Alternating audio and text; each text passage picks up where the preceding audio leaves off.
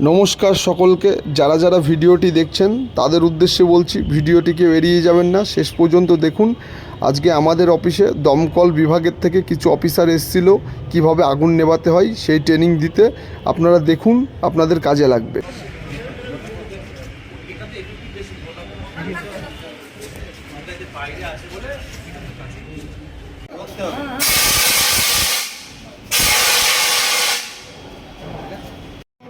চাপ করবে, ভিতরে থাকা পাউডার বেরিয়ে আসছে।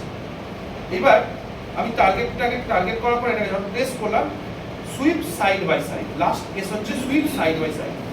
কেন সাইড বাই সাইড? আমি অনেকে যেটা ম্যাক্সিমাম লোক ভুল করে, আগুন ধরেছে শুধু আগুনের টুকু জায়গাতে আমি এটাকে স্প্রে করলাম, কিন্তু নিভবে না। কেন নিভবে না?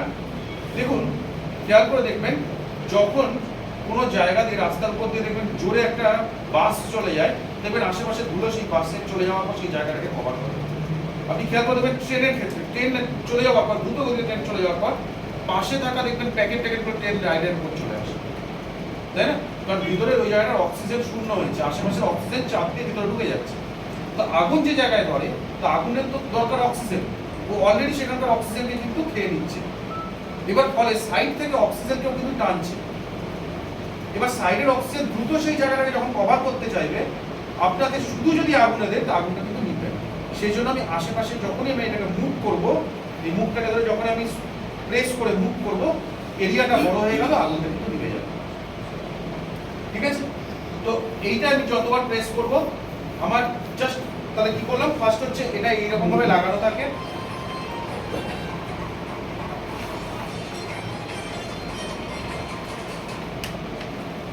তো ফার্স্ট হচ্ছে আমি পুল দ্য পিন,